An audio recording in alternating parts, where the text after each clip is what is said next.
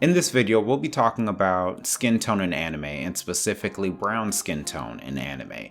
Now, there are a plethora of different takes out there that critique anime for its use of brown skin tone.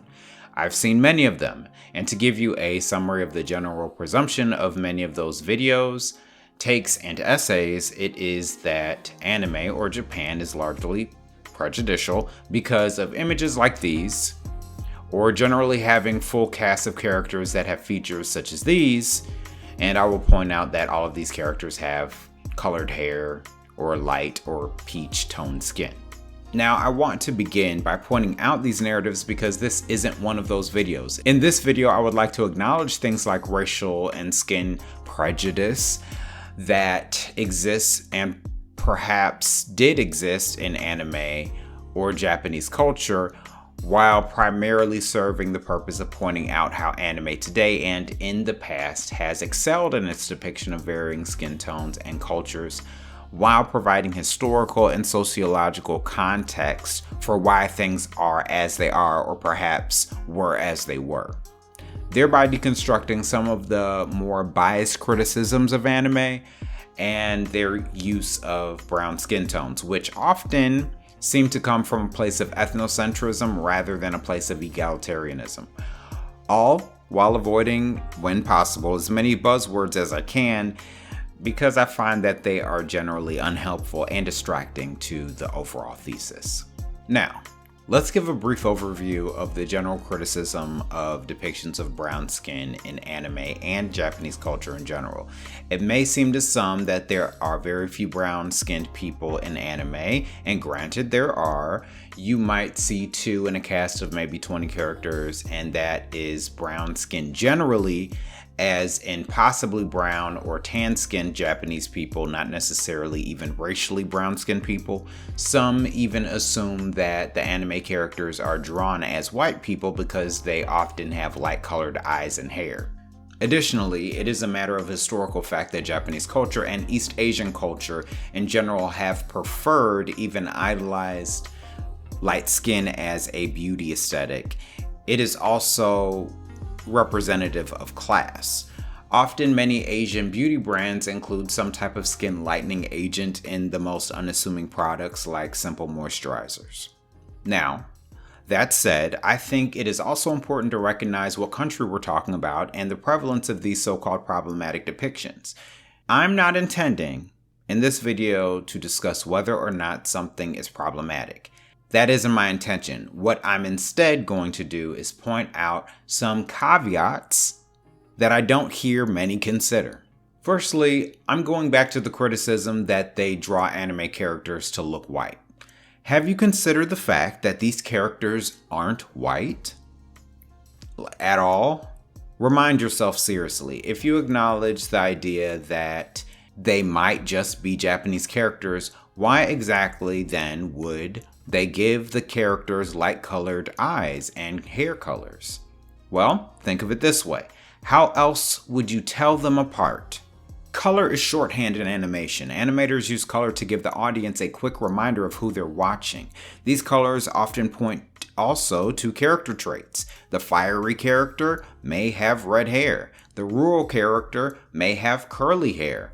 A worldly character might have blonde hair to indicate they've been exposed to Western culture, but in universe, they're still Japanese. So when a character has yellow and red hair and green and blue eyes, it's not because they're trying to appear Caucasian, it's because Japanese people have a very narrow gene pool, and animators need to tell the story through shorthand. Most Japanese and much of East Asia, probably over 90%, have black hair with dark eyes. You can't give every character the same eye color and hair color and expect people to tell them apart. The West is far more diverse. It is common to have a variety of different phenotypes in your own immediate family if you're white or black or Latino. But this isn't quite as true for peoples like the Japanese. Now, I'm also not saying many have this opinion that anime characters are drawn to look white, but I've heard that opinion before, so I'm mentioning it. Furthermore, As we talk about white-looking characters and the exclusion of brown people in anime, it's important to remember the demographic of the intended audience. Anime is Japanese animation, and therefore their primary audience is the Japanese. This is true for most anime. Now, the last time I checked, the Japanese population as it stands is around 95% Japanese and the rest being foreigners, and the majority of those foreigners are from other East Asian countries. So if we're looking at the setting of most anime, which are in schools in Japan usually, most likely you are not going to see students of various backgrounds. That's probably very rare in real life. So it would make sense for an animator to make anime that reflect the population of their country, especially when many anime take place in schools, are about learning, and made for the very young children of Japan, particularly the mainstream anime that are released to the West first. Also, the idea that anime doesn't feature people of color is dubious, and the reason why I wanted to make that statement as a person of brown tone is because I'm watching more anime and more old anime, and dark-skinned people of color in anime are more prevalent than we think.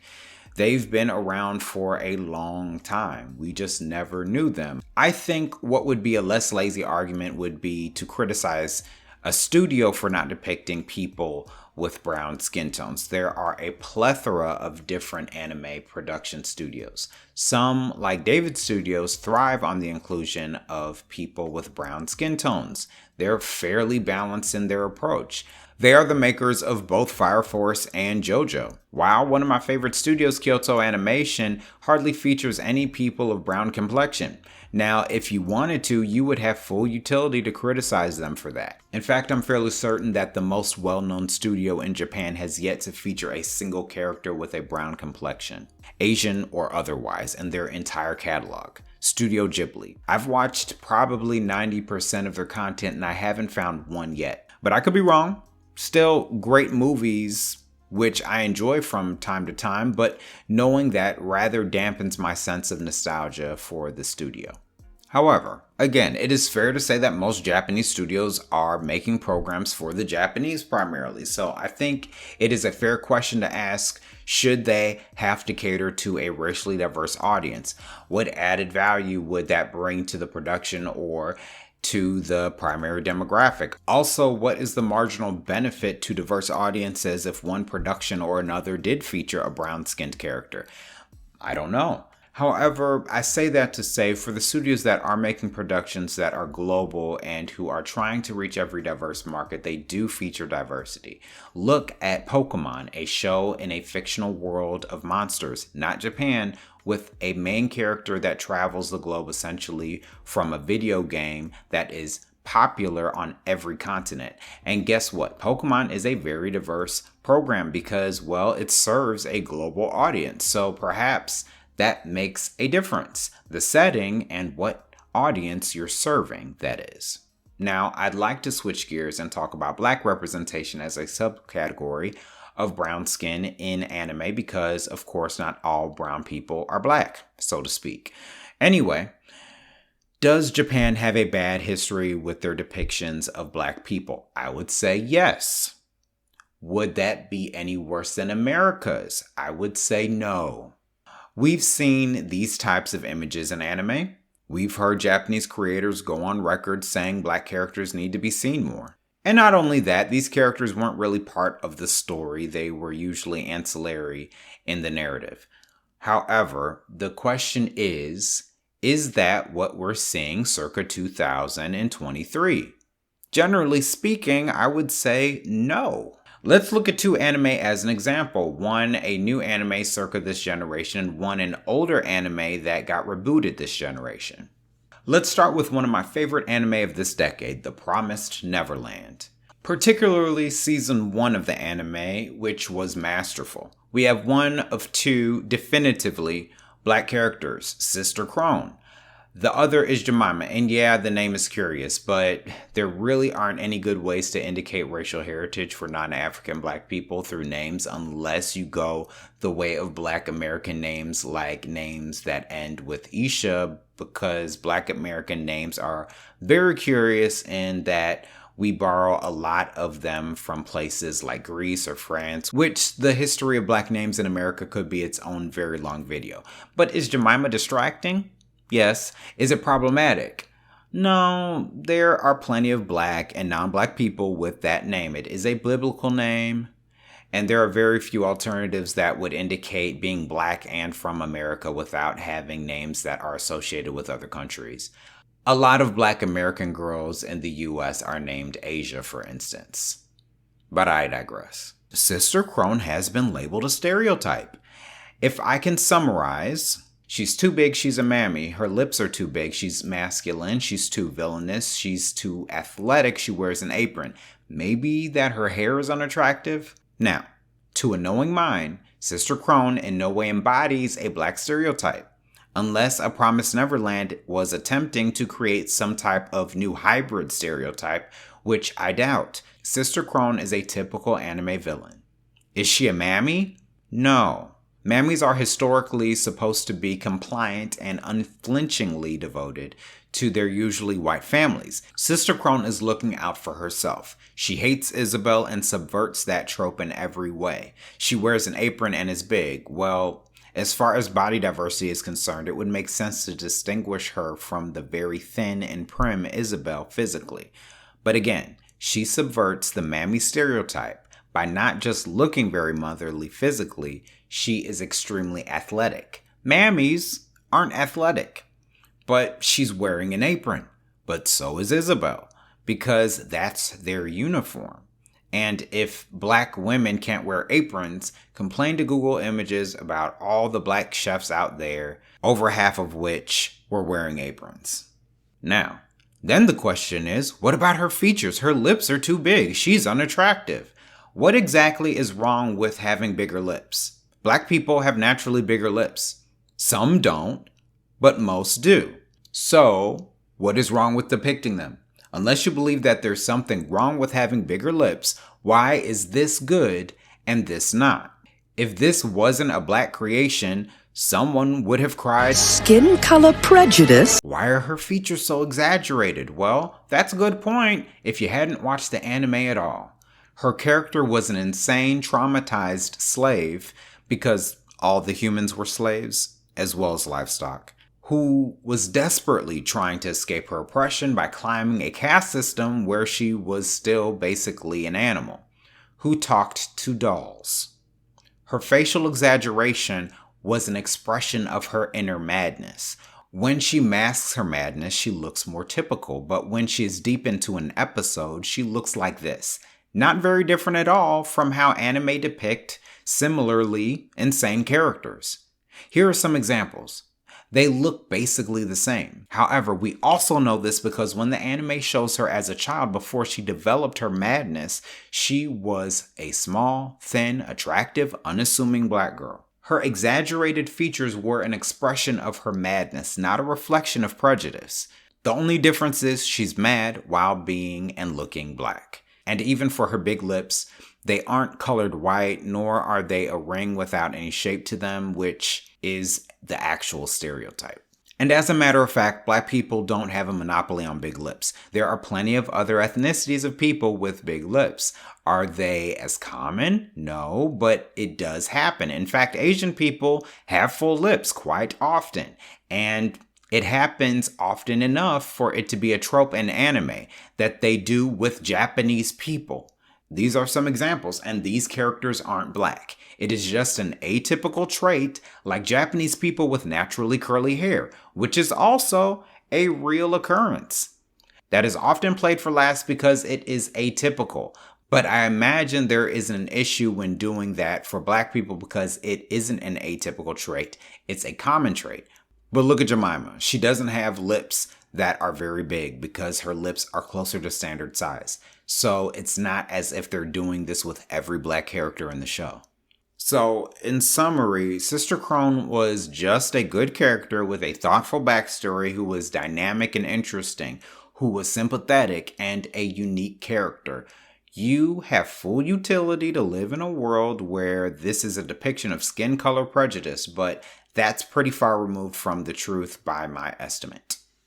That brings me to another series, Shaman King and its 2021 reboot, and the character Chocolove, who was another controversial figure because of his original design, and yes, I would say it was a stereotypical caricature of blackness. However, it was updated for the 2000s anime, though it was a little jarring for me when I first saw it as a kid. But then when the reboot came out and they changed his design again, I was like, what was wrong with his last one? Now, my reaction was this because the last lips, which they toned down because they were afraid of backlash clearly from Western audiences, and it was going to Netflix, so that kind of makes sense.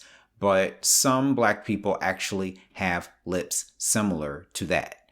And as a person of blackness, I think those lips are wonderful, and it is great to see them in animation. Now, mind you, this wasn't my first reaction. I was indifferent, I think.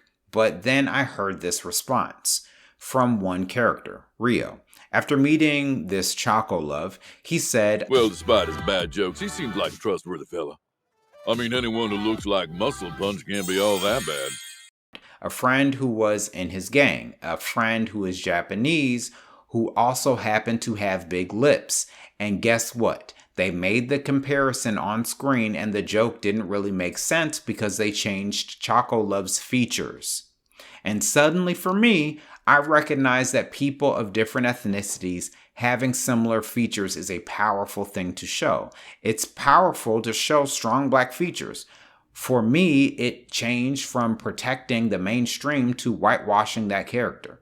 And no, I don't want him to have those goofy white lips, but in retrospect, his lips in the 2000s anime weren't half bad all the time. Now, I've said what I wanted to say about these depictions of various types of brownness and why we might benefit from getting a different perspective on them. I'm not trying to tell you how to feel or not to be offended by anything in particular. You can believe me or not, and in some ways this is a subjective argument, but what can be measured very surely is that in many aspects, Japan has actually outperformed Western animation in respects to brown people. You don't think so? Fact. Anime has about equal animated, brown-skinned hero characters in animation than the West to date. Think about it. Fact. Anime has produced more adolescent to adult animation starring brown people. Probably true. Anime has produced the only animated production of a pseudo-South American Afro-Latino society in a crime drama to date. Probably true. Naruto has more named black characters than 90% of all American animated shows, and there's nothing more Japanese than ninjas. Not to mention Bleach and all of the others. Probably true. Pokemon probably has more named brown-skinned characters than 99% of Western animated shows at this point. It's a long series. Anime produced the first Black Samurai animated series, and the best one, I hear. Of course, there are plenty of things that could be better with anime, but think about what we're actually getting from Japanese animation. Considering how few brown people are actually there, it is amazing to see brown characters in so many new places and settings that we never see them in cartoons. Still, every 5 years or so, someone has a new hot take about anime and the R word, which I tend not to appreciate very much because it makes people of color feel bad about something they may really enjoy. I just thought in this video I might point out these things. And granted, I'm sure most don't need to hear this, all to remind you of how grateful you might be if you look at what brown people you do find in anime a little differently.